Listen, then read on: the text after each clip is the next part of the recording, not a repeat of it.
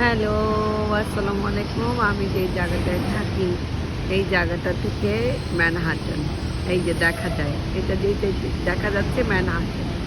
এমন একটা এলাকায় আমি থাকি, যে এলাকাটা থেকে ম্যানহাটন একদম দেখা যায়।